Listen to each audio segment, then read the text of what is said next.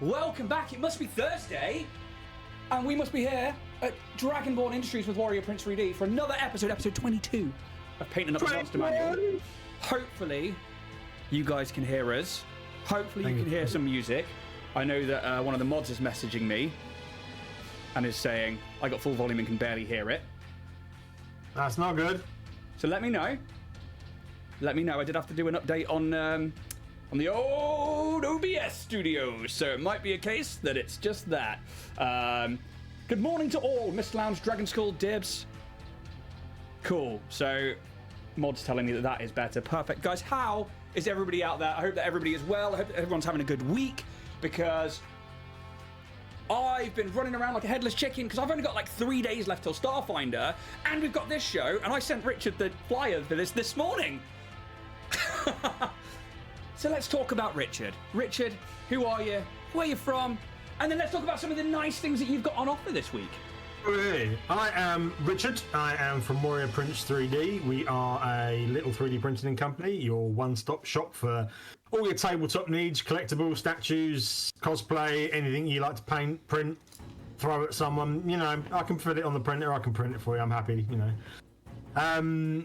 We specialise mainly in D&D miniatures, so if there's anything you're missing for your tabletop or any particular nasty beastie you want or a particular character you want, do hit me up with a message, because things can be found, things can be sourced, and I like to try and think I can cater for every need out there. I agree, because I think that this show has shown us, especially last week with the Cambion, that like you can cater to everything. Because me and you both spent ages looking through our entire terabytes of collections of STLs to try and find a viable mini for it, and you were like, got it in the end. And it was like the day before or whatever it was just like quickly printed it, sent it out to me, and it was just like, oh. Fluffy says, whoa, Rich, your hair is down, looking good.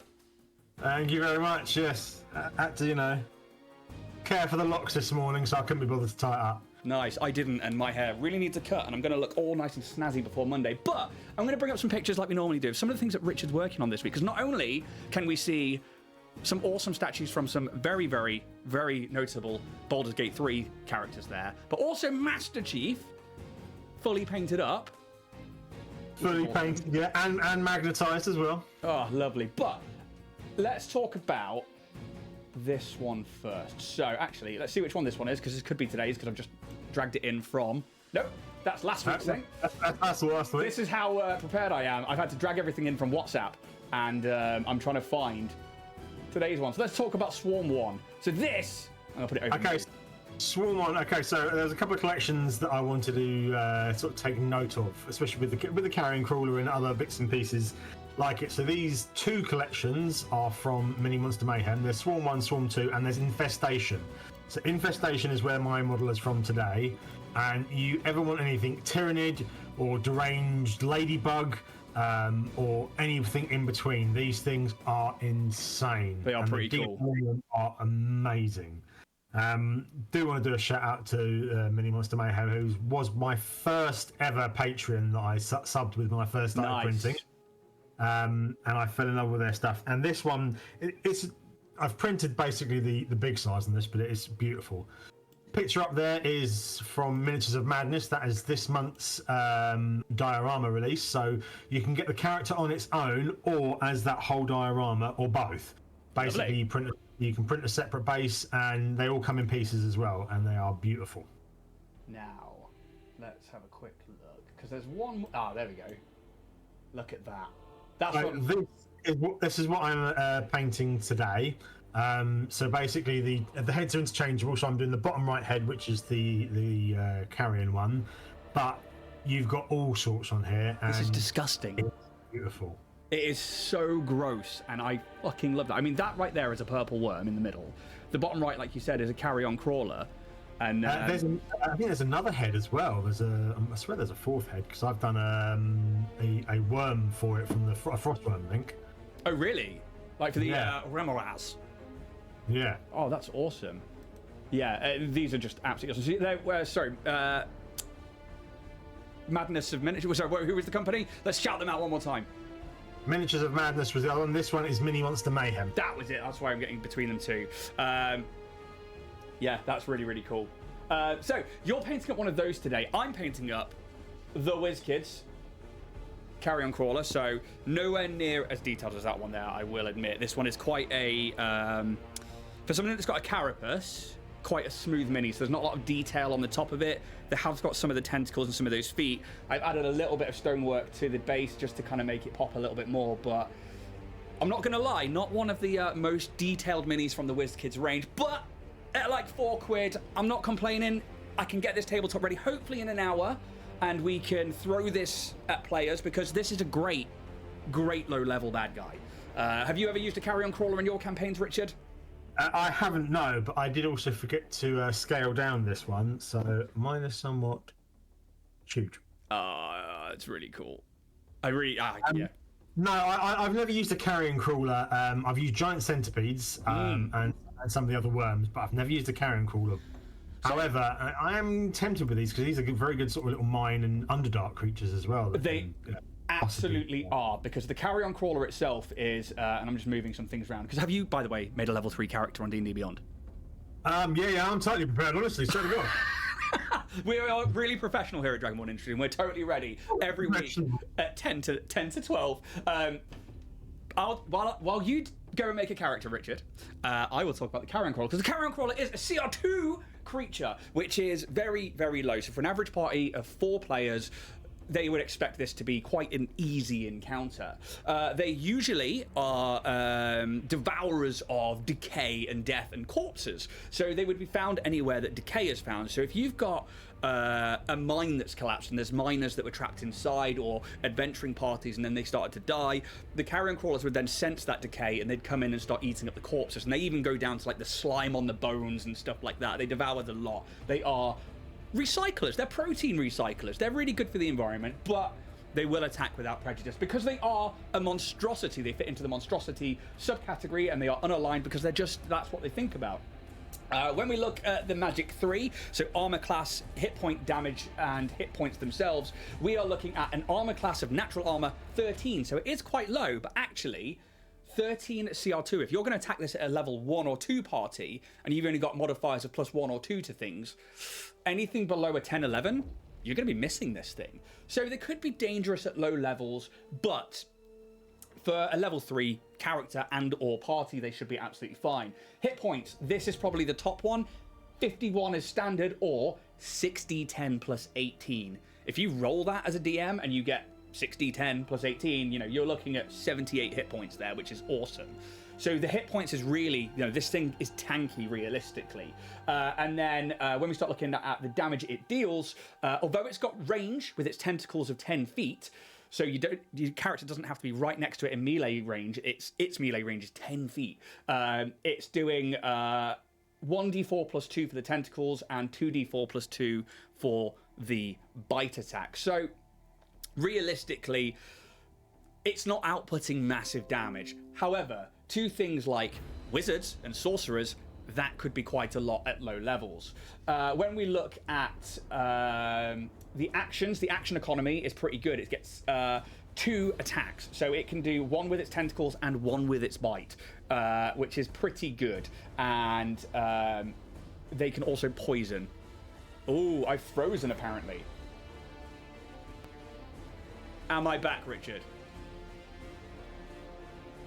Okay, so I need to know if I'm still here, Twitch, or if Richard's still here.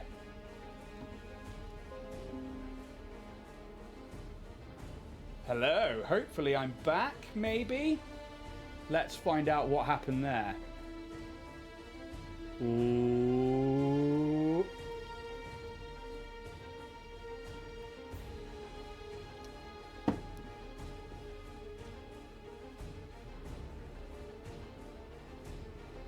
How we doing, guys?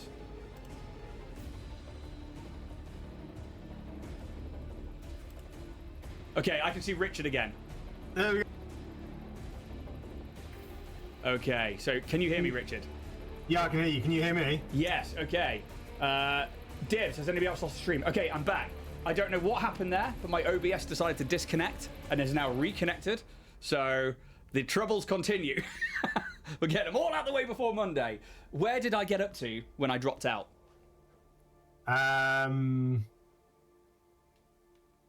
You were talking about armor class, and then it just went. Okay, wow. So I was gone for a little while there. You said about hit points. You're rolling 78 hit points or something like that. Okay. And then just after that, it went. Okay, so you can have up to 78 hit points on this thing, and then when we look at the action economy and its damage dealing, we are looking at 1d4 plus 2 for its tentacle attack and 2d4 plus 2 for its bite attack. However, it is a multi-attack. It can use its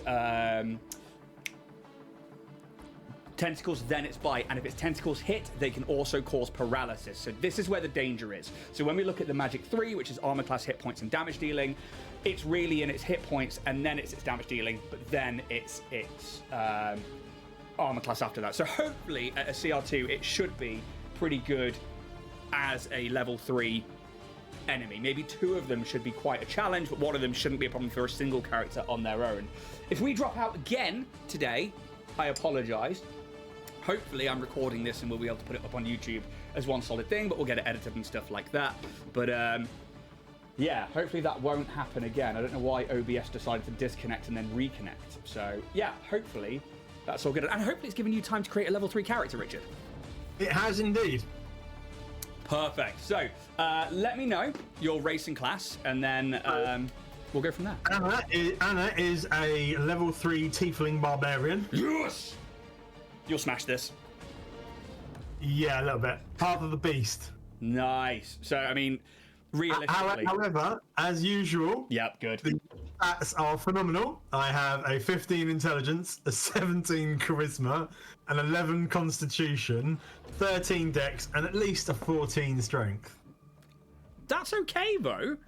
It's okay. It's not the worst you've had. No, by far, no. No. So, let's set a scene and we'll get into it. Do you have a method of how you're going to be painting this up today? So today I'm going to be using the Army Painter speed paints from Army Painter today. I've never heard of them, mate. Who are they? They are the Army Painter speed paints from Army Painter. No.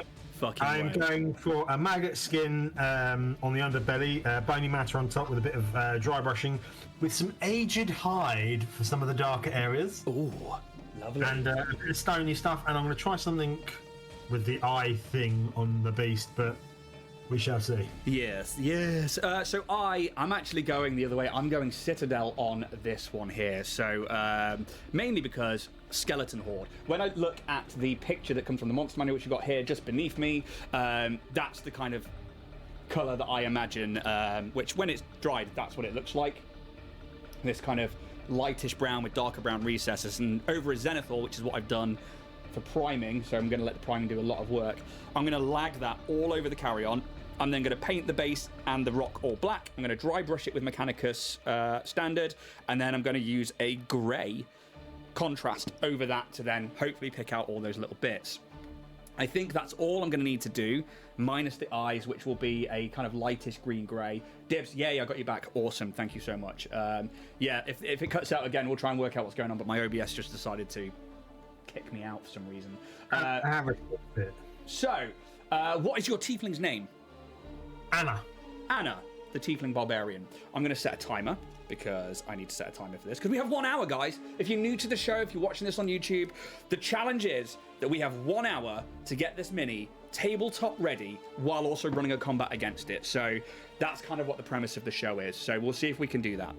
Anna, the mines around Waterdeep that provide so much ore for the blacksmiths and for the jewelers, for the arcanists, for the alchemists around here have run dry. But not because the ore has run out, but because something is killing the miners, or something is scaring them enough that they won't go back into the mine. As a trained hunter in the city of Waterdeep, you take the writ from the notice board and you go see the writ commissioner and take on this side quest. Because let's face it, it is a side quest.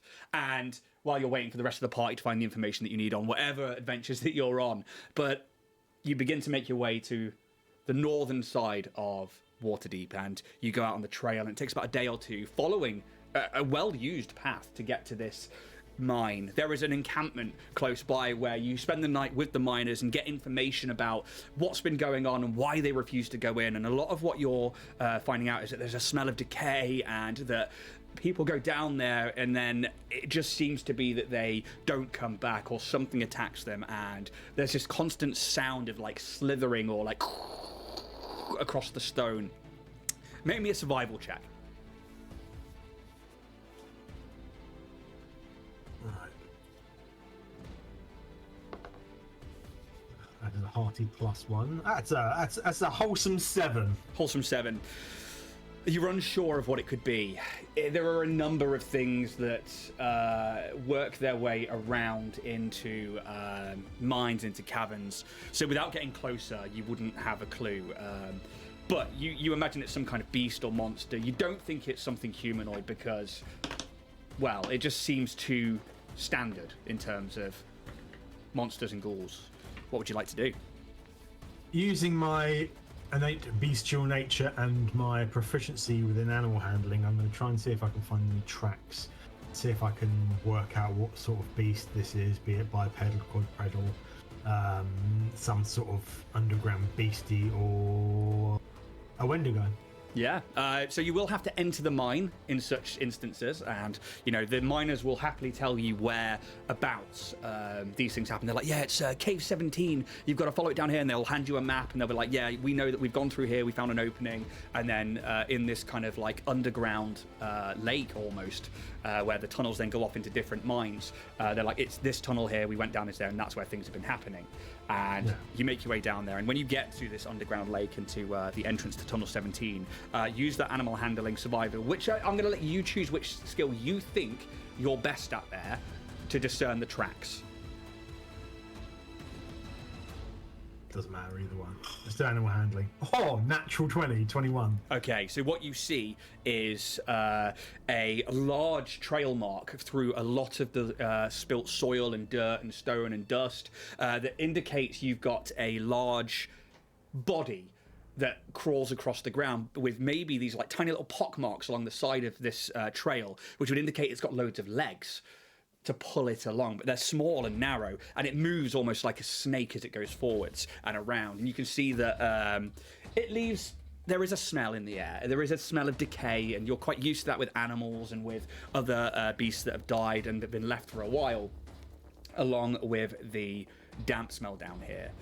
It definitely has come out, but not all that way, and then has trailed itself back down cavern 17. I follow my nose, and I will see if I can traipse this thing back to a nest or something like that. Okay, give me a perception check.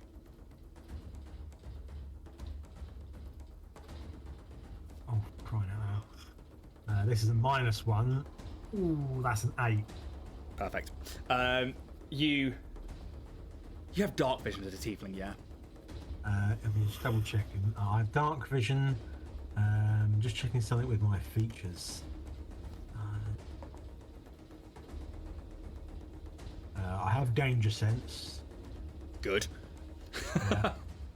Yeah. And that's it. I haven't got any sort of advantages for beast tracking or anything like that. You move down this tunnel, and it's very dark, it's very narrow, you have to stoop in places, and as they're building into this cavern, obviously the support structure for mines starts to become less and less and less as they're digging and then putting up the supports and digging further and putting up the supports.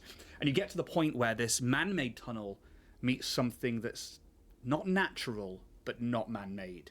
And the stench here is incredible. It's rotten, and then as you're looking around, you see a boot on the floor, but it's been chewed apart.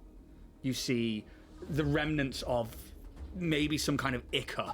Because of your dark vision being in black and white, you can't make out what it is, but it's just like from the boot, and it goes up to the like roof of this maybe like 5 foot wide circle, and then it opens up into another slightly wider tunnel, but it reeks. Start breathing through my mouth and slow, and keeping myself low and moving around and watching for any sort of movement. Okay, make me a stealth check.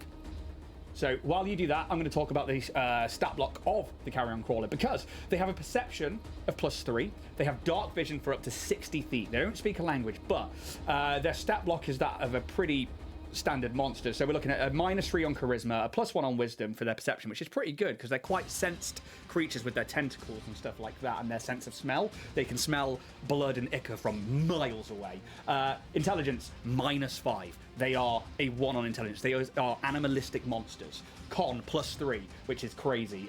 Dex +1 and a strength +2. So we're looking at Constitution really being their tanky stat, but they do have that +3 on the perception, which I'm going to roll now, and is my first roll of the day, actually, that I will clip out later and stick on to the social medias. That's an 8 +3 for an 11. What did you roll?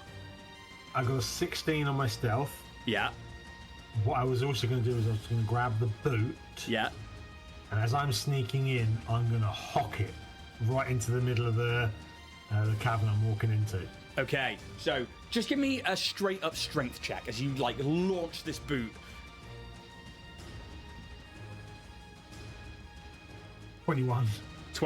Yeah, without problem. You're like, you know that you've maybe not seen everything, or like you're not sure what this is, so you're not sure what to be looking out. So you create a distraction. You pick up the boot, and as you touch it, you know that this ichor is like dissolved bone and sinew, and it just kind of slops over your hand. And you take the boot, and because it's still got that wet inside it, it's heavy. And you yeet it into the cavern, and it just goes and rolls, maybe only twice, but you get it far enough that you then just hear as the skittering goes down towards it, and you see this fat, putrid, awful-looking worm in black and white with these like mandibles stretching out like spider's web from its mouth and from its face as it slithers towards it. Its little mandibles clicking away.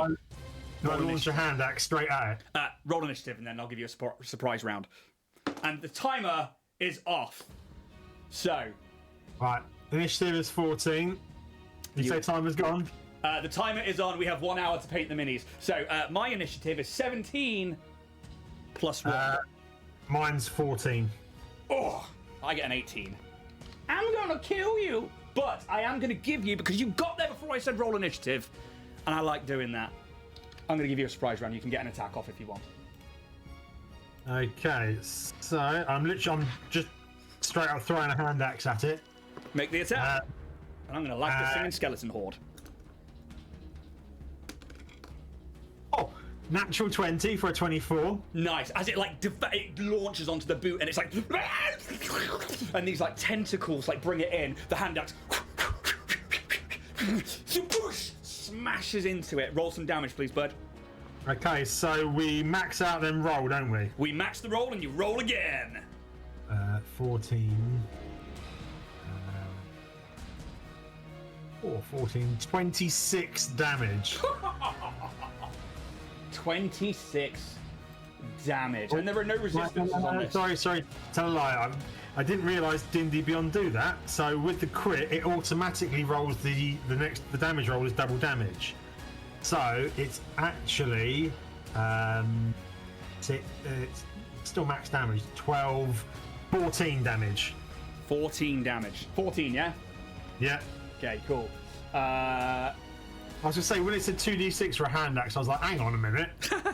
So you lay into it, and the axe embeds into it, and it is stuck in the side of this thing. It's almost like a neck, maybe, and it just screeches in pain. As it's not even like a screech, it's almost like air leaving from underneath the carapace. It's just grotesque. And yeah, we are at the top of initiative. It is going to turn towards you, and in this slightly opened cavern, it can see you, it can sense you. So it has a 30-foot regular speed and a 30-foot climb speed. It just begins to go up the wall, but towards you, and it's just like this horrible tunnel where this worm is like, as it like comes up and over you, and then starts to like lunge down onto you with its tentacles from about 10 feet away. I'm going to quickly just smash the skeleton horde on, and then I'll make that attack against you, because this is going to take a while to dry. So we're gonna have to play around with drying times today. Yes, exactly that. For those of you watching, things like speed paints from the army paint to speed paint range, and the lesser known contrast paints from Citadel.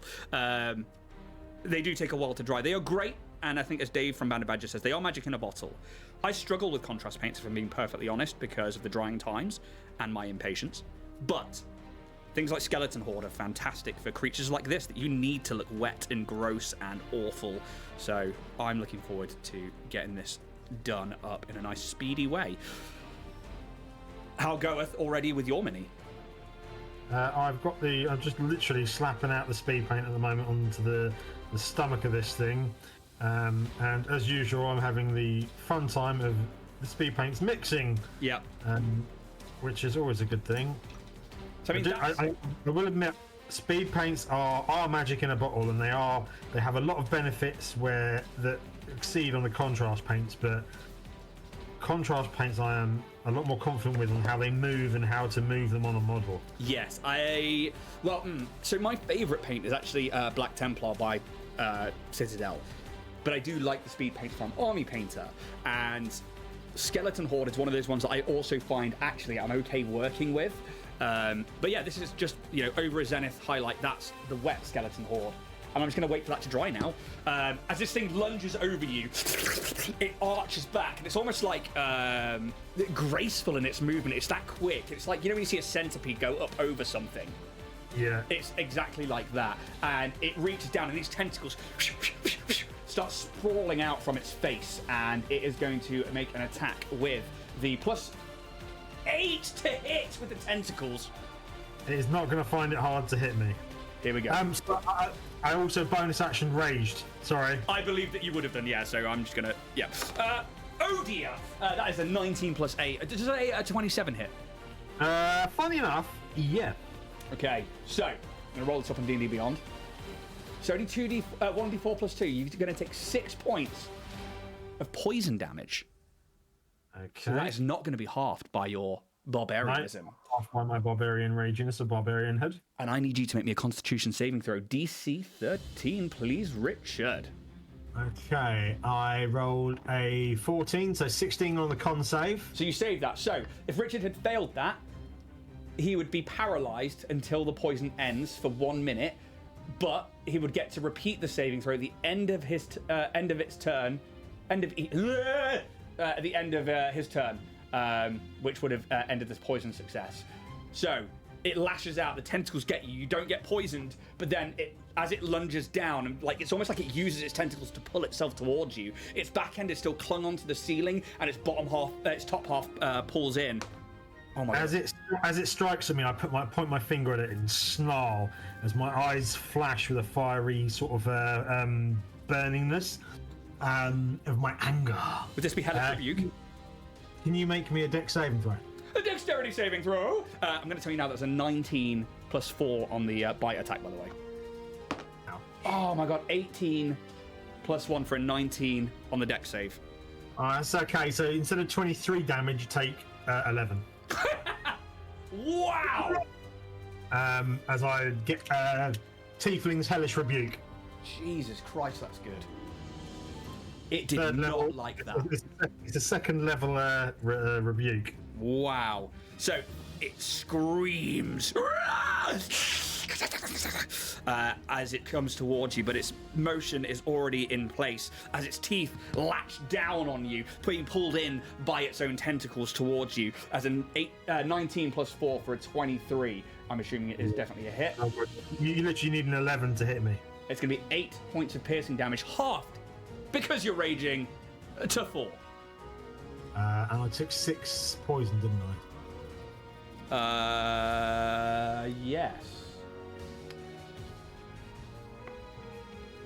And that is the end of its go as it's bearing down on top of you. Not grappled or pinned, but it is on you, trying to wrap you up and get you in its tentacles. Dibs, thank you so much. He's like, hashtag Army Painter, hashtag Vallejo Paints, hashtag Citadel Paints. That's what we like, Dibs. Thank you very much. Yes. It is your go, my friend. You've done a hell of a lot of damage here. This thing looks injured as fuck. The axe is still embedded in its neck. It looks like its eyes are bleeding slightly. I'm going to smash down with my battle axe then, trying to aim for where the hand axe is to, smash it down that little bit more. Yeah. Why wouldn't you? And on my great axe, I rolled a 14. A 14 is going to hit that armor class of 13. Roll some damage! Right, okay. Ooh, tasty. 9 damage. 9 damage. You come down. Is this a two-handed axe? Yeah, two-handed axe. You come in hard. You hit it onto the axe that's already embedded into it. It knocks the axe out, ripping it even more so. And it's like, ah! As it like arches back, almost like a horse rearing onto its hind legs. Sweet. I'm just checking out. So, as part of the beast on a part of the beast barbarian, when I enter my rage, I can transform into a beast. Oh. Oh. I don't know this path very well. No, I've never seen this path. I wonder what that's from. So, form of the beast. When you enter your rage, you can transform, revealing the bestial power within you. Until the rage ends, you manifest a natural weapon. It counts as a simple melee weapon for you, and you add your strength modifier to the attack and damage rolls when you attack with it as normal. You've got a bite, claws, tail. Oh, so you literally like grow a body part. You're like your hands get like wolven, or your tail like becomes lizard. Like that's awesome.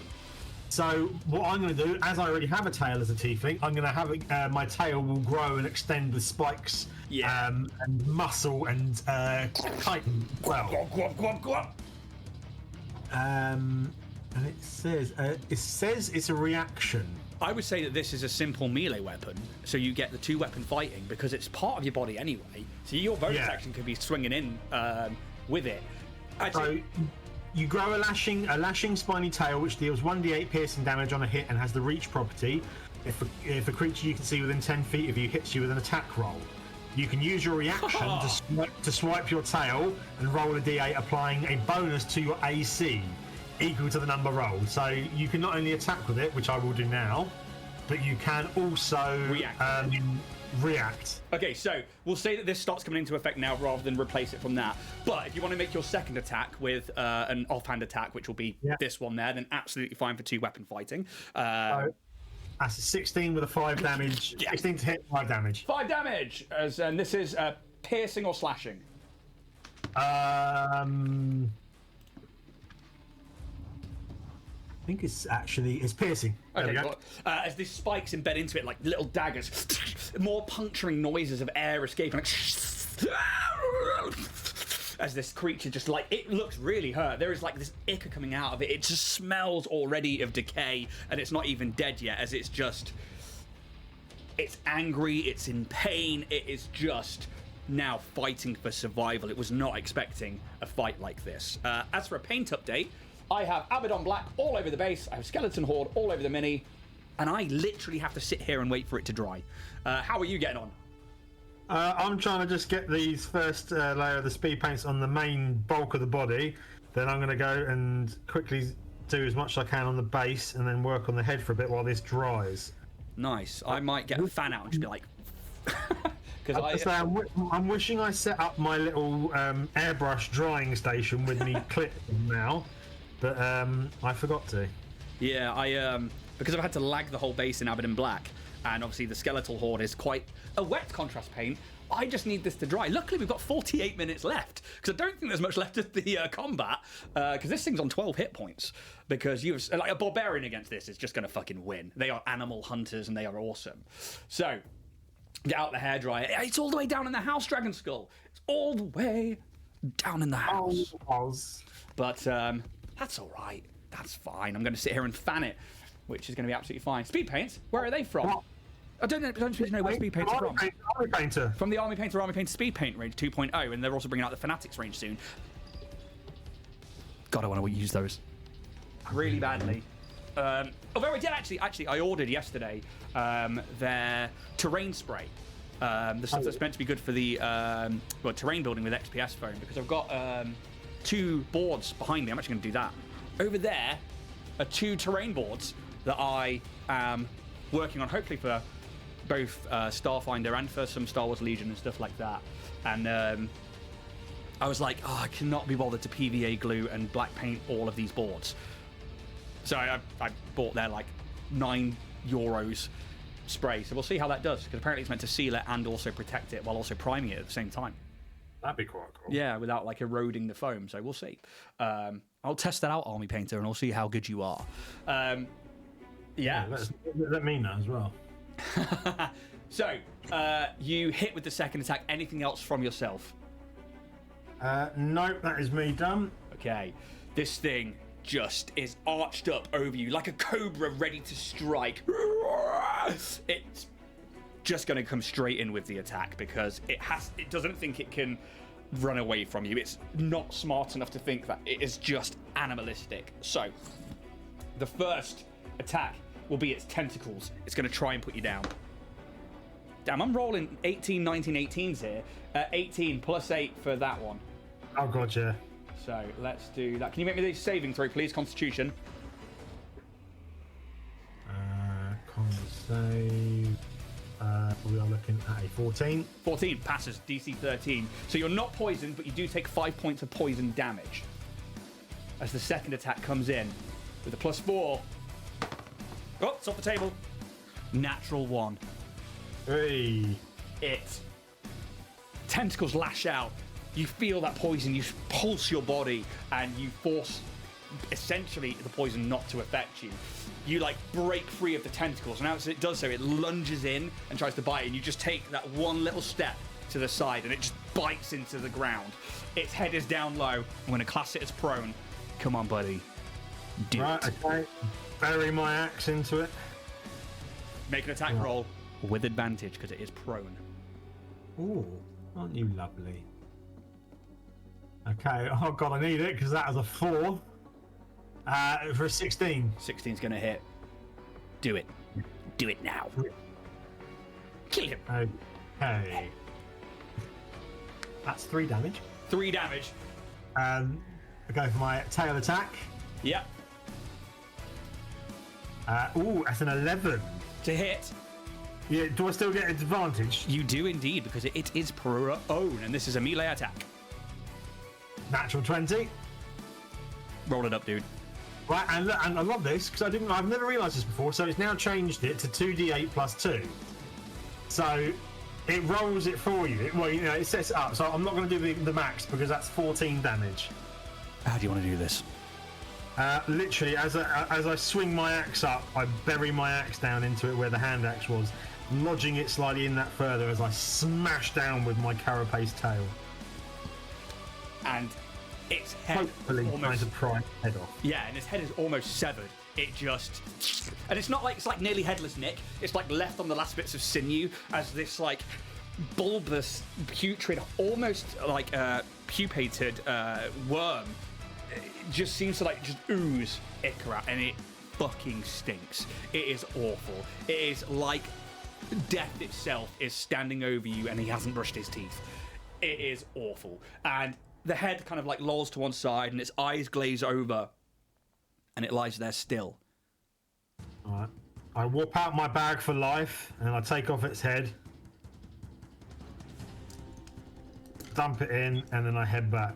Yeah, and you get up to the entrance of the mine shaft, covered in gore, the smell following you, and the miners are like, oh, he's back! He's back! Oh, he survived! Hooray! Oh, well done! And even though it's a she, I'm assuming with Anna, Yep. they just cheer. They are like throwing tankards at you full of ale, and they're handing them to you, and they're clapping them back like, please share the fire. Tell us all of the exploits that happened down there. And you have this amazing night where the miners like give you like whatever copper and silver they've got. They offer you food and wine and ale for the night, and then the next day you return to the mine owners. It would be like a dwarven clan of ore smiths that then would distribute that between them, and they pay you heavily for this. For their mine reopening and reproducing ore, you would get something like 50 gold. And that, with 42 minutes left to go and a whole load of watching paint dry for me, that's it! You've done it! Hey! You beat this one nice and easy, which is awesome. But yeah, I like the Carrion Crawler, and I like them being... they can be in any dungeon. They don't need to be in a mine. They can be in, like a cavern somewhere. They can be in a castle's basement. They can be in a sewer, because they just love decay.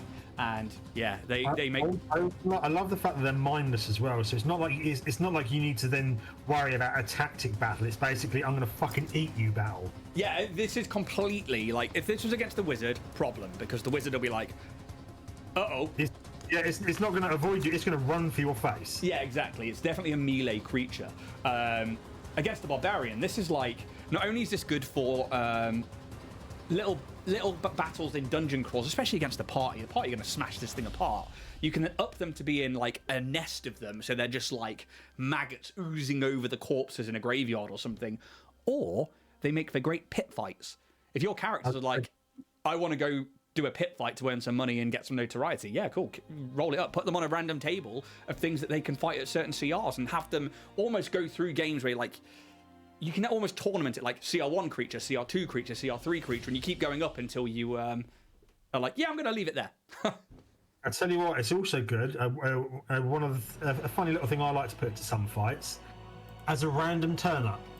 Yes. So your players happen to be fighting through a dungeon, and you know they've met an ambush or a bunch of bad guys, and they're monologuing, and then they're playing and fighting and stuff like that. And all of a sudden, something comes out the ground and bites your fucking leg. Yeah, I couldn't agree more. And actually, this is one of those things that I actually do implement every now and again. Is that if you choose to lure the bad guy you're after into the sewers, you're not the only thing down there. No. And if you're making a lot of noise and something's hunting or is hungry, it's gonna find you. Yeah, exactly. And so situationally, if they pick somewhere that's like, hey, yeah, let's go down into the sewers for a conversation, I will start rolling for random encounters down there and like rolling for perception checks and stuff like that. And I will use party passive perceptions to be like, you hear something coming, you need to go. Or, can you tell me what your passive perception is? Nah, you're fine.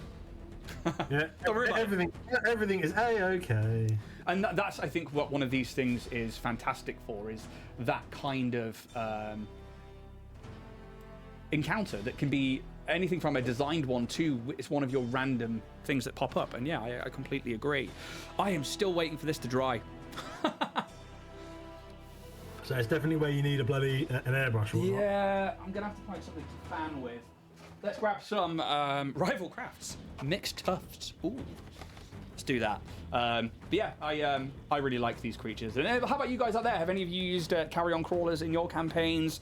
Do you use them as pit fights? Do you use them as dungeon fodder? You know, let me know. Let us know. And what do you do with them? Yeah, because I quite like hearing what other people do, so it gives me ideas of what to do with them.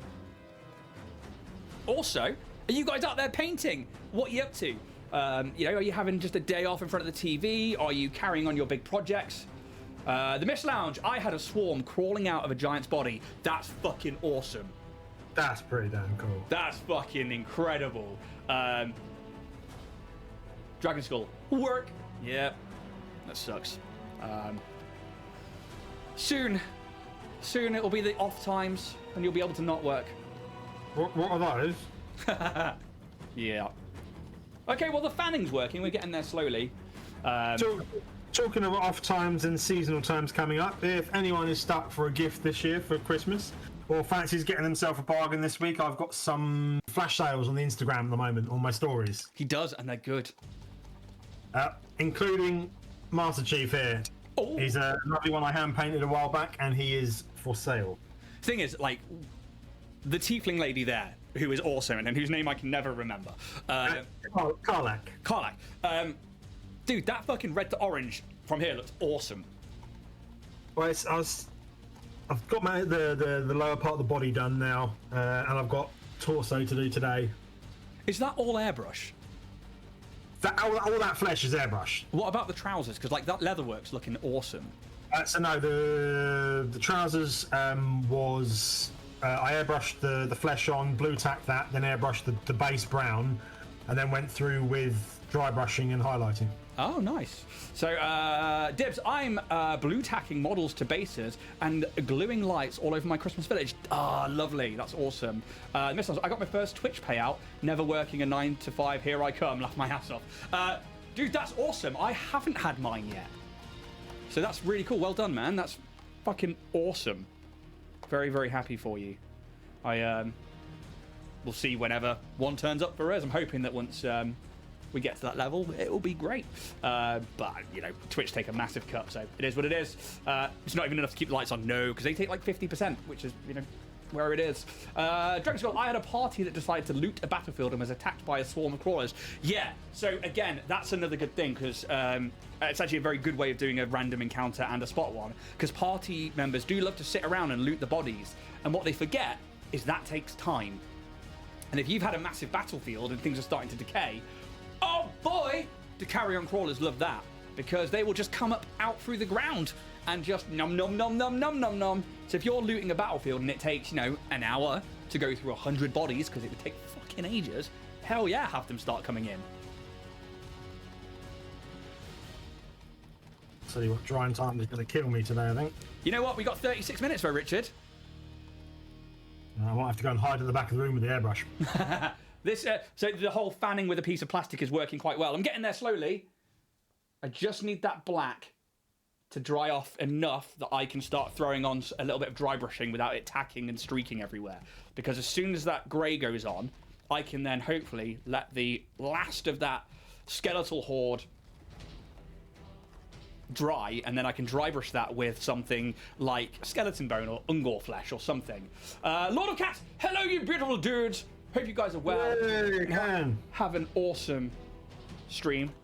Thank you, Lord of Cats. I'm going to say right now, you keep posting tons of cat stories at the moment, and I can't get enough of it. Keep it coming.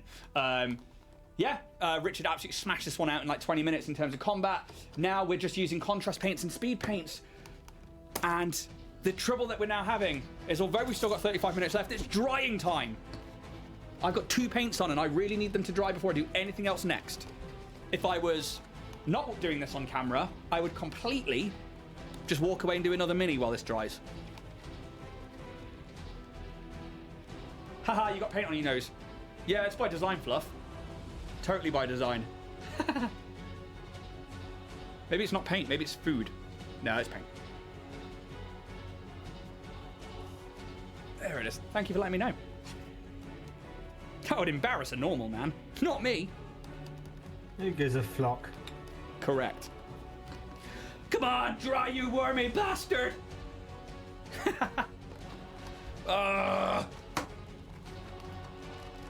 What a stream, guys. You can just sit here and watch me fanning a mini. You are literally watching paint dry.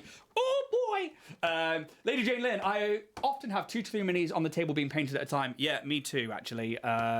Looking in front of me, I have tidied a lot of them away because I had a Starfinder player over last night and I didn't want them to see a few things.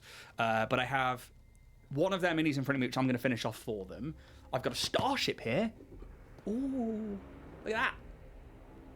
That's fucking awesome. You ever play No Man's Sky? I haven't played it, but seen it. That looks wicked. Yeah, this is one of the exotic ships. It's my favourite style, and I found it on Thingiverse, and I was like, and print. Get it. So I'm doing that one up at the moment, just to have like this hangar filler and stuff like that, just because it's nice to have different styles of terrain around, because it's too big to use for anything. Well, for the Starship Combat scale, but I have done a scaled down variant of it for Starship Combat.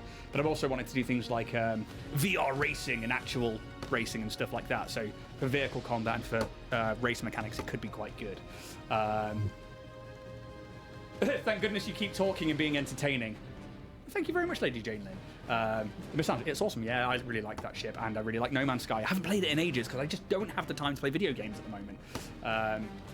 I said the only time I've been getting to play is I've been playing Baldur's Gate.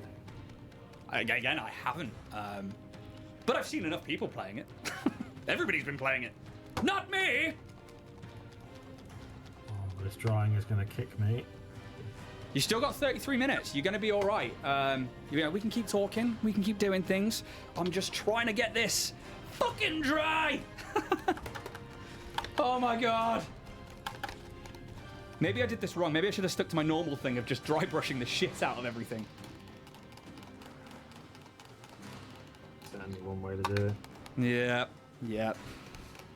Ooh, the best times, I have a new Xbox and have not touched Baldur's Gate yet, or City Skylines 2, or so many others. Damn. You're too busy watching paint dry to play video games. It's surprisingly enough, yes. I actually genuinely am.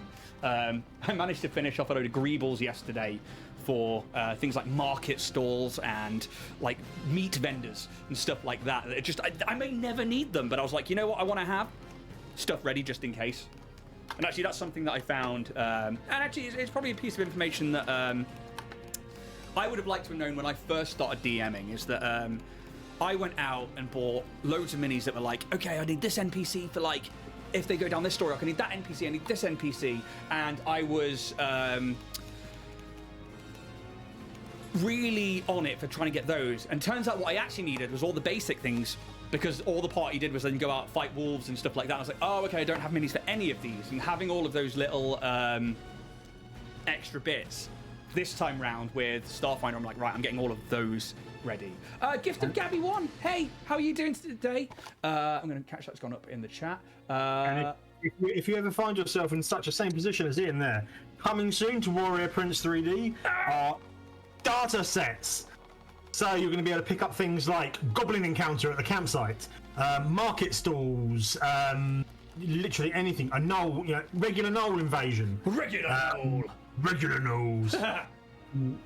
Any ideas on anything else anyone wants to see? Drop me some messages. Yes, so, and that's it. And Richard's going to be doing some start stats. For Gabby, who's just come into chat, hey, welcome to the show. This is Painting Up the Monster Manual. We're on episode 22, which is the Carrion Crawler. Usually, we have 1 hour. We are half an hour into it so far. We have to get a mini tabletop ready, and we are trying to paint through the entire Monster Manual, monster by monster. This week is the Carrion Crawler. I am painting up the WizKids Carrion Crawler, and I have had to lag this in contrast paint and black paint to get to the next layer. So I am quite literally watching paint dry at this point. At the same time, we roll an encounter and Richard rolls a random level 3 character and I make him roll initiative against it, and he smashed it today with his Tiefling Barbarian Anna and absolutely devastated the Carrion Crawler. And it was completely awesome. Sometimes it doesn't go that way and he dies very quickly. Other times, I'm sure he's going to kick the head off things, but it's very, very awesome. And we're glad to have you here in chat. So hello and welcome to the show. Dibs, you'll have to come to Knott's and play a game on the Christmas Village. You're damn right, Dibs. You're damn right. Completely up for that. And the missiles. Richard, need to stop giving me reasons to give him money. Keep giving him money. Gift to Gabby. I made some celestial tokens. I made more celestial tokens than I will ever need. Yeah, you know what? It happens. I have so many things that I thought when I first started DMing that I'm like, oh, I need all of this. And it turns out what I needed was all the really basic stuff, because that's actually what comes up more. I only have 5, but seriously, why? Yeah, celestials are an interesting one, because unless you're high level, you're not going to encounter them on the plains of Celeste or on, Elysium or anything like that. Yet, characters do summon them. So I think when certainly clerics get to higher levels, you can summon celestials and stuff like that. But again, it's only going to be one at a time. So unless you've got 5 clerics in the party, yeah, you probably don't need that many. But why not? It's good to have them just in case. And obviously, Richard's doing the starter set soon, which is going to be really, really cool. And I'm very much looking forward to those, because it is going to be things like a load of goblins, a few tents, and everything that you need to set up a really cool immersive encounter on your tables for your players if you play in person. So, yeah, and I'm a big fan of terrain and minis for my players. Which... oh, you go first, Richard. If anyone finds themselves in need of dungeons, or like the tiles that you can see on Critical Role, and I can't remember the Dwarven Forge! Dwarven Forge, yes. I have a lot of Dwarven Forge-like tiles. You so have the Open Forge ones. I have a merchant license with Milestone Heroes, and the stuff they do are immense. Ooh, gift to Gabby. Coltal are my favourite monster. Wish there were more variety of them. Now then, I will be doing the WizKids one of those when we get to the Coltal in the Monster Manual Challenge. Do follow along so you can get those, because we're here every Thursday, 12 o'clock we do this. Richard, however, I know has Coltals, and I've seen him print and I've seen them go out. Yeah, so do check out Richard's Instagram, which will come up in chat every now and again, because the WizKids one's fine, but I've seen Richard's ones and they're very, very good. And that's one of the other things here with the show is I will always try and paint up a WizKids one to show you that you can do it for cheap and tabletop ready in an hour, where we can. Whereas Richard is always going to try and print one himself, and where I can't find a WizKids one, I'll be using one of Richard's prints, and it's just to show that you can absolutely find something for anything for D&D out there. It's 7 a.m. for me. I usually up at 8 or 9. Oh, wow, so that's really early. Whereabouts in the world are you? That's really cool. I imagine it's going to be America, maybe? Because I think that's what time it sort of is for Dragon Skull, who's here in chat, I imagine. But I'm almost there, actually, on the drying. A tiny little bit more to go. So this is where we're at so far. This is only 2 paints. I've got the black on the bottom, and I've got the skeletal horde over the Carrion crawler itself. So now, while we're there, I'm going to start going in and picking out with a dry brush to try and pull out some of those details. My sister 3D prints my Mini. Awesome! 3D printing is awesome. Both Richard and I are into 3D printing. I do mine mainly because, again, like you said, with tiles and stuff like that for D&D terrain, I am a big fan of having terrain at the table. And if you like seeing terrain, on Monday night, 6:30 p.m. UK time, we are launching our Campaign 1, and at the table, in-person Starfinder campaign, where it is all about having minis and terrain. So do come along and check out our sci-fi stream, which is going to be, I can't wait, I'm so excited and I'm shitting myself, and it's going to be awesome. I cannot wait for that. It's going to be amazing. Yeah, and Richard has 3D printed all of the minis for the characters, and the last one came in today, and she's going to come over and paint that tonight. And I have what I think could be the first 3 battle maps ready. I don't know if they're even going to go those ways. They're there, they're behind this screen right now, and my players don't know that. And I can't wait for that moment where I can bring it out and be like, why don't I just show you? So, we'll see. Yeah. But knowing them, they'll go somewhere different. Southern USA, I'm here, I'm queer, and I hate it here. Yeah, Southern USA, if you are in the LGBTQ community, I imagine that can be kind of hard. Welcome to the show. I want to start hand-making terrain. Oh! Yes, I love hand-making terrain. I've got a lot of it that is over there on that shelf that I've handmade. And also, there I am. Over there, I was talking about earlier, some terrain boards that I've been working on for the Starfinder show. And I'm hoping to do maybe a few shows on hand-making terrain, because I do love things like Black Magic Craft and other amazing terrain builders out there. They are just incredible. So yeah, I do enjoy some foam craft.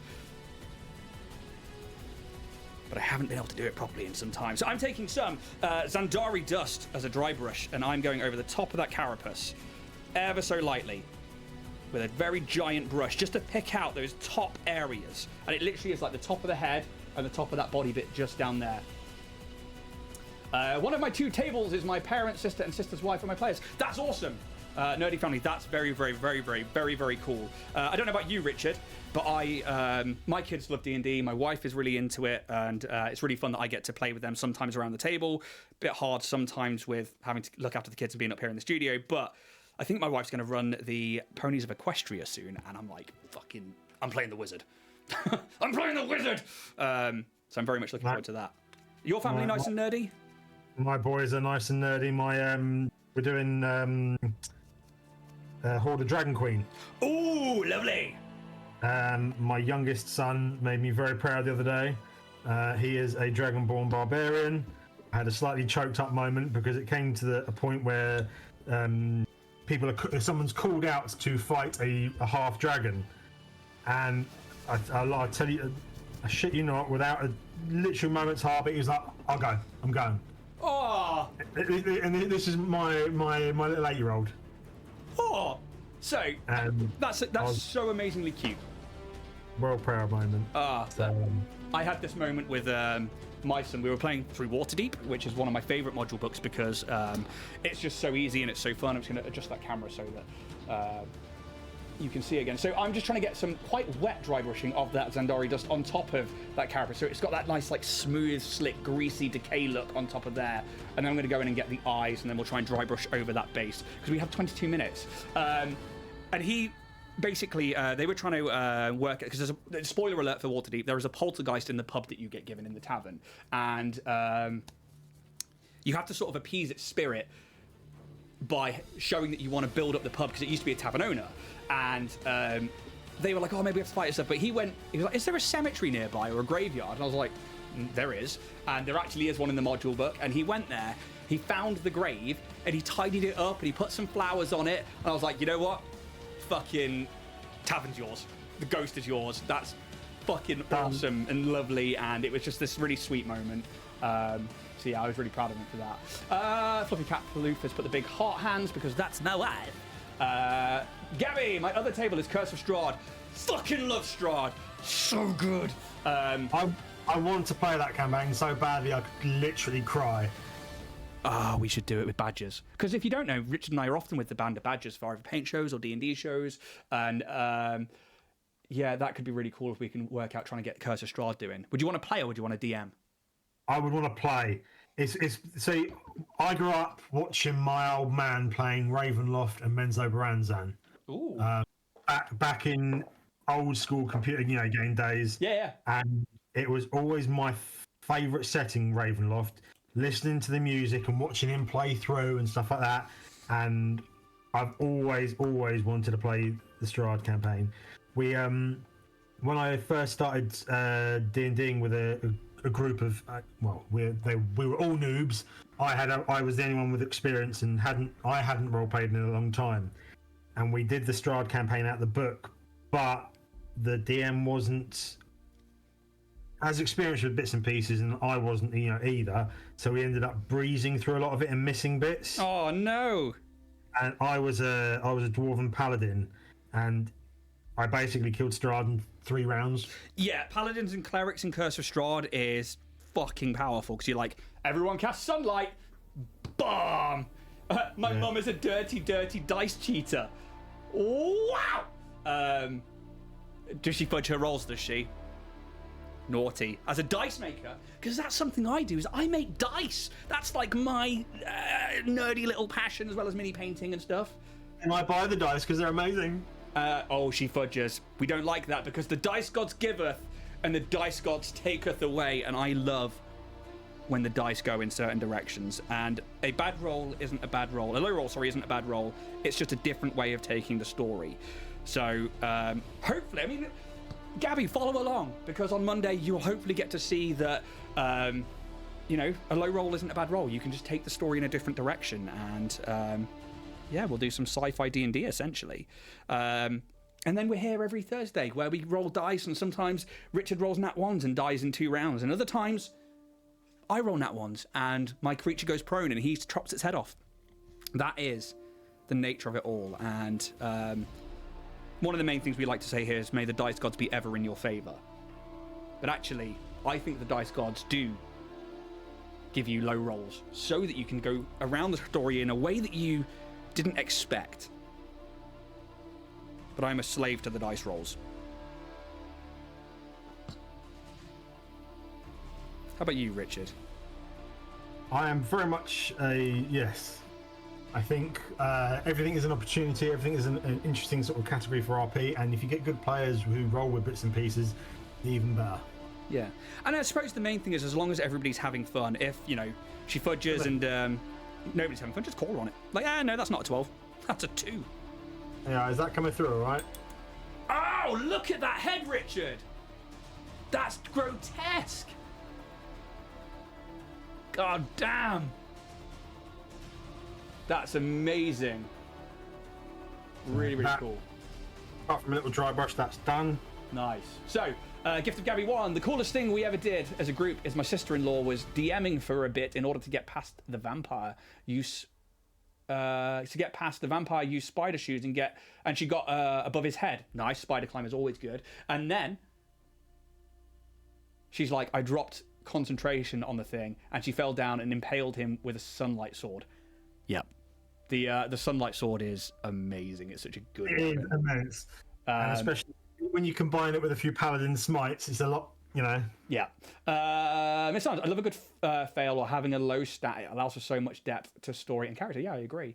Nat 20! Wow. It was Mum. It was for her birthday too. That's awesome. Yeah, that's really, really cool. Yeah, I love Strahd. We'll have to try and sort something out with like the badges and see if we can get a Strahd one going. I don't know if Beadle and Grimm have anything out for Strahd. They probably do. I would imagine they do. I wonder if Dave can hook us up and we can sort out a Strahd campaign. I would love it beyond anything. That'd be very cool. Go old school vampire. It's that setting that is just beautiful. Yeah, I agree. Ravenloft is amazing. I love doing the Taroka deck reading. It's one of my favorite things in all of the D&D module books because it's just like... It just sets up the whole module because there are so many possibilities and different ways you can play it, and it just sets it up from the start, and it gives you this impression that everything is by design and by prophecy, when actually it's probably the most railroady, but without it being railroady, if you know what I mean. It gives you the feeling that it's happening mystically. As it should. Yeah, it's really, really cool. Also, don't be scared of your characters dying. You don't get a chance to rest anywhere, and there are just horrible, horrible NPCs around. Everywhere. Yes, very much so. Right, I'm adding some Catachan flesh to those tentacles and to the feet, so that we have a contrasting colour somewhere on there. And then we will look at trying to tidy this up and get the base all done. So I think once the base is done in a lighter grey, we are going to start looking more the part. We only have 16 minutes left. I am unsure, because of the drying times I've had, as to whether or not I will be tabletop ready. I will be dodgy tabletop ready. Ooh. Just currently utilising my dry brush palette I 3D printed myself. Sorry, you have to say that again. I was reading comments. No, I was just saying I'm just utilising my my dry brush palette I 3D printed myself. Oh, now you know how my wife feels when I'm looking at a screen. She says something, I'm like, sorry, dear, what was that? Usually followed by a backhand. You know what? She'd floor me if she did, so she doesn't. She'd absolutely fucking destroy me. And I'm okay with that. Who doesn't love a powerful woman? Exactly indeed. Right. Just going to get the last of this Catachan flesh onto those tentacles, and then I'm probably going to grab some... I need something to go between those carapace. There he is. Dear. You don't use that word. That was my wife. You're right, I don't use that word. I'm going to put black on the eyes. I'm going to go what Richard did. My favourite domain of dread is Akir. No good for adventure, sadly. Ooh. Do you know the domain of dread, Akir? No, what's that? No, I don't either. Ancient Egyptian horror, let's go. Oh, that's awesome. Oh, wow, that sounds epic. Where's that from? I don't recognise that.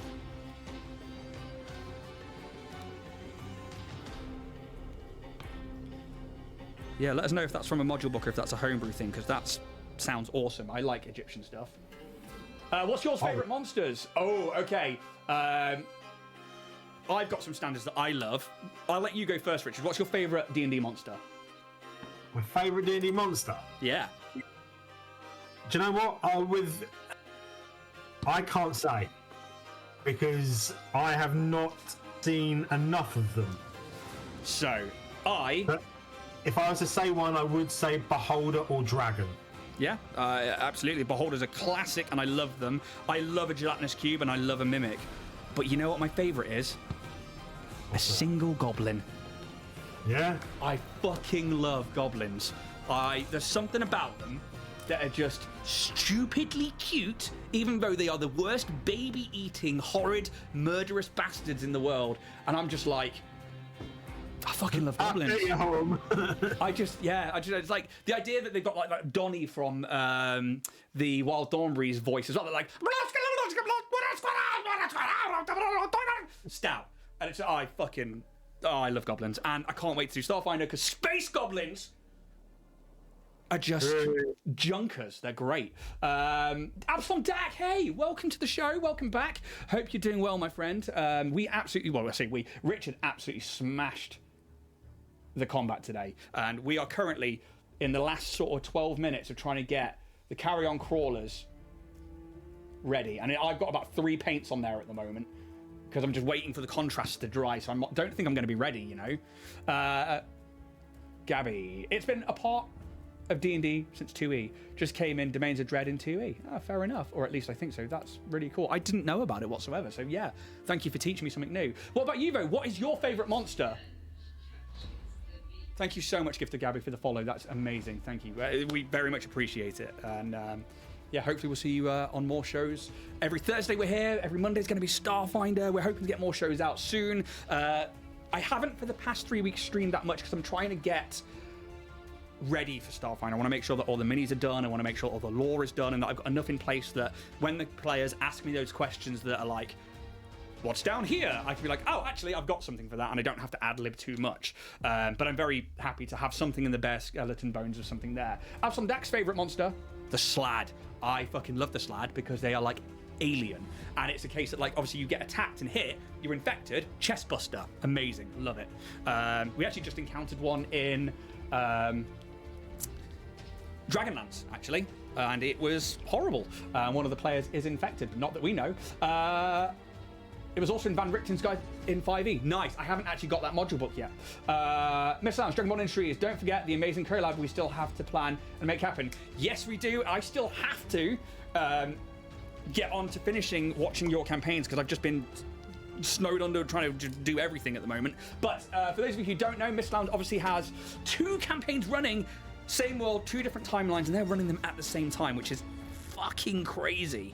And yeah, it's from what I've seen so far, and I've only done a couple of episodes, it is still really, really cool. So I'm going to dry brush now the Mechanicus Grey onto the base. And this is a heavy dry brush.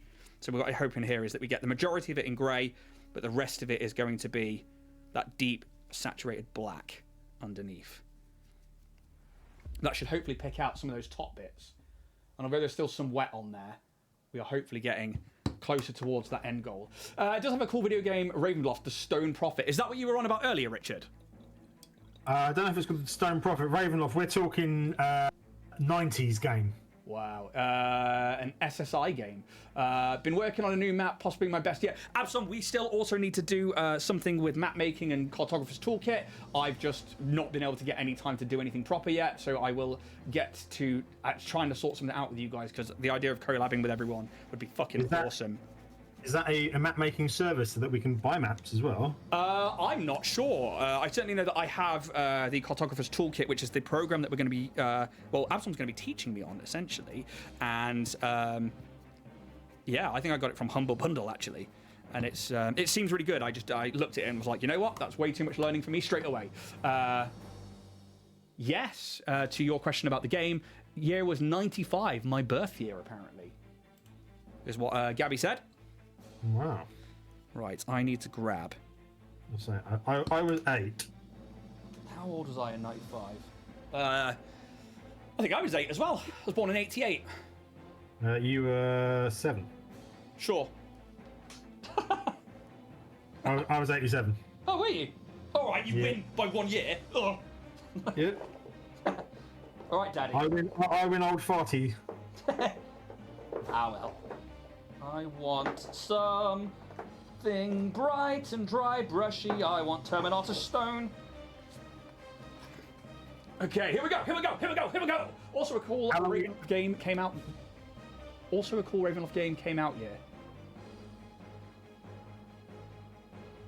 I'm assuming that means 95. Sorry, what were you going to say, Richard? How long we got? 8 minutes 44.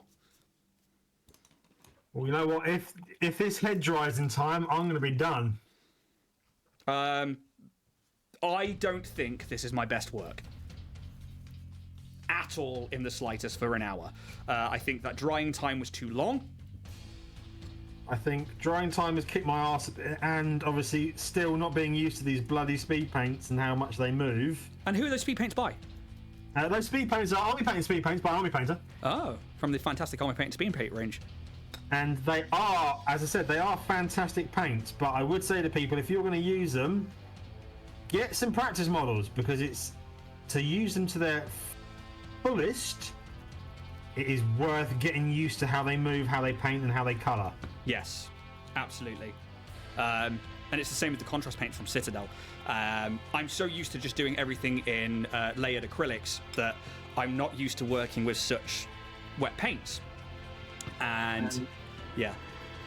And if you ever need a bundle of, models to paint on, hit me up. And where can people find you, Richard? People can find me on Instagram, Facebook, Etsy, Band of Badgers, Dragonborn Industries, down the street, on the phone, random places you'd never think, but I'm everywhere. And Certainly. if you hit me up through Instagram, Etsy prices are obviously burdened with Etsy fees. If you want to get yourself a good bargain, drop me a line on Instagram, because I can do bundle deals, multiple bits and pieces, and obviously single models will be a lot less as well. However, on Monday night, there's going to be a special perma code in place that once we release, because Richard is actually sponsoring the show, so we're having a code in place for his Etsy store. So come check out the show, get that code, and you can use that on his Etsy store. I think it's 10% off, isn't it? It is indeed. Which is pretty good when people like, the Mist Lounge are putting in huge orders and stuff like that. It's definitely worth doing. A few comments here in chat, so let's have a quick look. 88 Puppy, yeah, it's Dragon Skull, calling us younglings. I'm okay with that. I ran my first D&D campaign in 84, and I was an adult when I did it. Fair enough, Absalom. Fair enough. We are babbers. There was also another Ravenloft game that was based off of Strahd. Yes, Strahd is one of their big characters. That's just in every edition, isn't it? So I imagine that there would be loads and games that are based off him. And I think that like when I come from games like Legacy of Kain series that I adored growing up, and then getting to play D&D with Strahd and stuff, I'm like, this is fucking awesome. Miss Lounge, and as someone who owes a bunch, every print he does is worth it. I agree. Thank you, Thank you, dude. I appreciate that. Richard's print quality is, it's up there.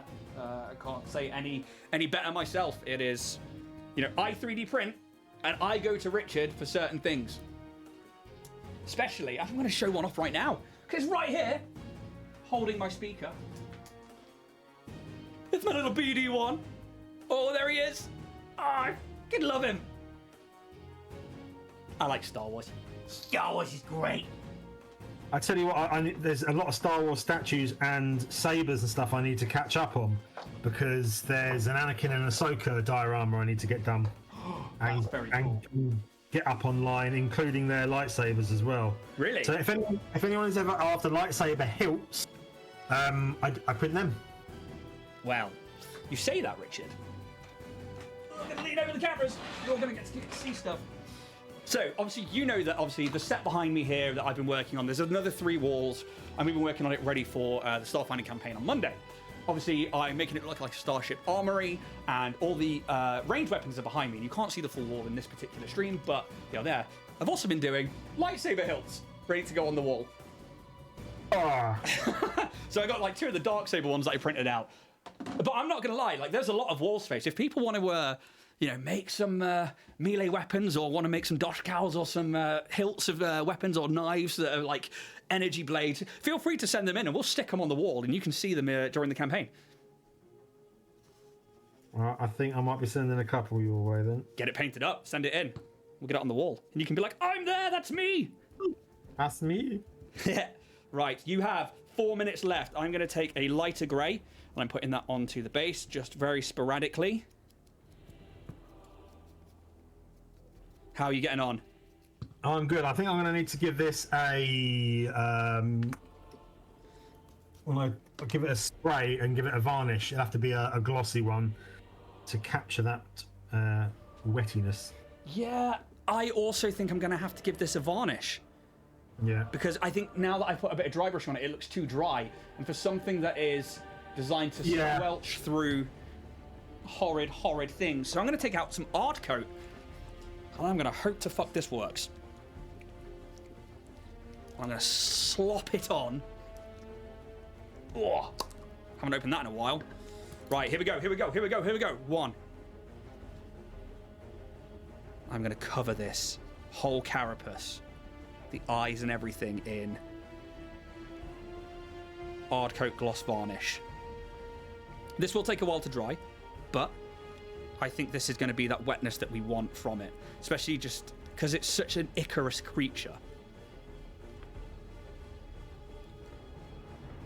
I might leave the underside, though, quite dry, just because it'll give it a contrast of textures. hopefully. There we go. That's starting to look a bit more putrid.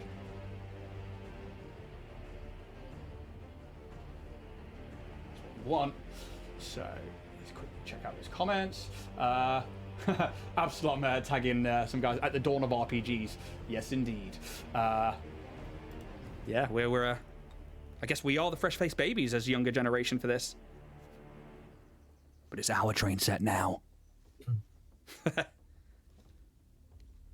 No, I love that RPGs shouldn't and hopefully don't discriminate for age or anything, because it's escapism from the real world. And obviously here at Dragonborn Industries we do try and be a platform that is a safe place for, especially me with mental health, PTSD and all that, and the LGBTQ community. We've got such a huge, wide variety of people that come to TTRPGs, and I love it.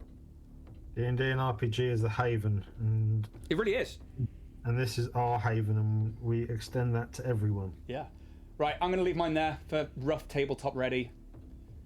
How long we got? You've got 1 minute 20. But I can't do anything now with that gloss varnish on there because I need that to dry. I'll have to spray my varnish afterwards, I think. Well, hopefully I've got that stone on there all right, but I think what really killed me today was that drying time of the contrasts. It's such a large area to put one contrast on that it just doesn't give you enough time. The Zenithal helped with the priming, with having the black underneath and then the white from the top, but so we've got the shadows down at the bottom, but I feel I could do personally better if I were to go at this without an hour time constraint. That's it. Oh, did you drop stream again? Not that I'm aware of. No. If it dropped out for anybody else, let us know. Yeah, Fluffy Cat, all good for me. Perfect. Yeah, we did have problems with the internet earlier today, and at like 11:45, it was like, and we're back online. So hopefully we're ready for Monday. Yeah, Absalom seems fine. You got 15 seconds, Richard. Dun, dun, dun, dun, dun, dun, dun, dun, dun. I'm going to have to finish the head later because I've not been able to dry brush it because it's still drying. So one of the things that Richard and I will do is we will take pictures of the minis at the hour mark and we'll get those up onto our Instagram so that you can see what we did in an hour and if we're tabletop ready, because that is time. Pens down, paintbrushes down. So, Carrion Crawler, Richard. How did you find the combat and are you tabletop ready? Combat I found very fun actually, and quite lucky. I was quite jammy again with the role of the character. I think obviously the benefit of a barbarian is a full-blown melee class. Yeah. And obviously action, is brilliant. And the fact that I was a tiefling, so when I was hit, I was able to do quite a hefty, knockback. Yes. So yes, very, very, very fun little encounter, and I've really enjoyed painting this one. I'm not going to lie. And this is look at that! 1 hour, and that's what he's done. Let me see if I can get a. Right. So get him. God, I love that face. Imagine that digging in through your carcass, especially like with was it Dragon School that said they had them like coming out of a giant's corpse? Yeah, Absalom, F in hell. Richard, that's insane. So is that like contrast paints then dry brush over the top? That's all speed paints, a little bit of dry brush, and then dabbing on some wash with a sponge. It was the Mist Lounge today with the giant carcass. Sort of head out. Yeah, sorry, Mist Lounge, it was you with the giant carcass. But that's incredible. That's you. So the fucking hell, that's grotesque. The comments realistically of like how that's looking. And once more, Richard has absolutely knocked it out of the park. Having to wait cost me a lot of textures and cost me a lot of time. I'm happy that it looks kind of dusty underneath, and we've got some of those browns and stuff on there with the fade of black. But I like slime's looking good. Yeah, that's it. Beautiful. Yeah, I think that. I see what you mean by it being when you said that they've done a simple model with it and not the. Yeah, it was actually really hard to get texture out of that carapace because it's like smooth bump. You've done really well. You've made it look like it's got texture, even though it's not quite. Yeah, I think what I would like to do is I would ideally, if I had more time, is I would have probably primed this in brown and then built up those bone colors actually, and then left those deeper lines as a darker brown, and then faded them out with a bit of wet blending. But using the contrast paints today, which I thought was going to be really quick, having to sit here for 25 minutes drying it, that cost me everything else. So that's when we re-attacked it with dry brushing, and I'd like to give the eyes some reflection. But for tabletop ready, I think that's... I'd throw that down on the table and be like, forgive me, but, at least it's painted and at least it's done.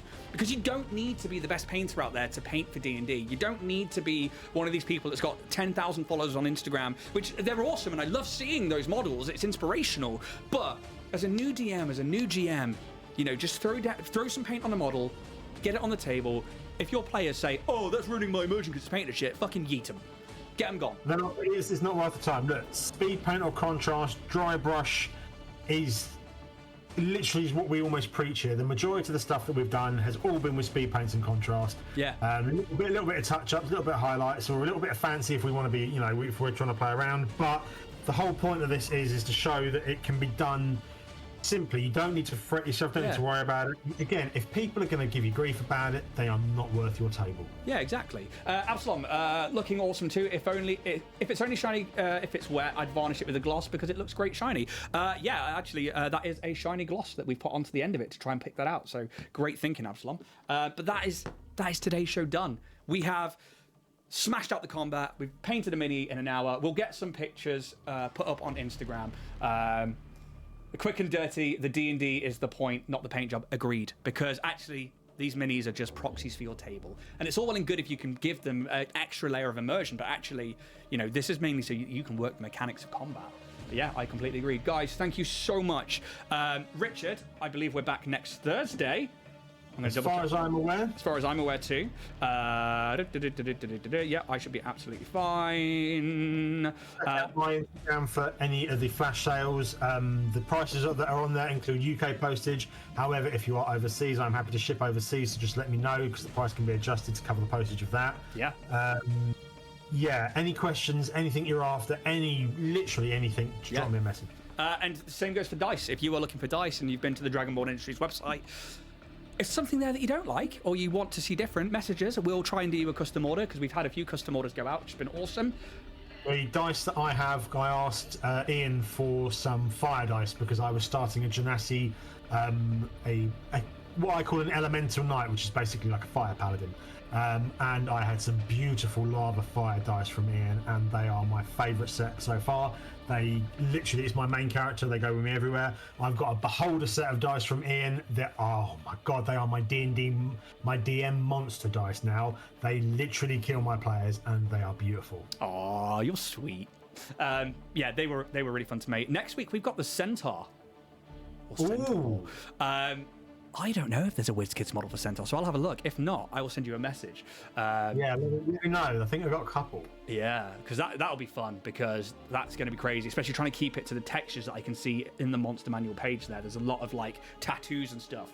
But, Sora Breaker quadruple 1, thank you so much for the follow. That's amazing. Thank you. You're very, very kind. Guys, we will be back next Thursday, 12 o'clock. We're going to be painting up the Centaur. We'll run a combat or an initiative, because it's not always a combat. Sometimes it's just an encounter of some kind. We'll be back. Thank you so much. We'll set up a raid. Take it easy. Have a great weekend. Hopefully see you Monday for Starfinder, 6:30 UK time. And may the dice gods... I can't wait for that. Oh, me too. And may the dice gods be ever in your favour. Take it easy, guys.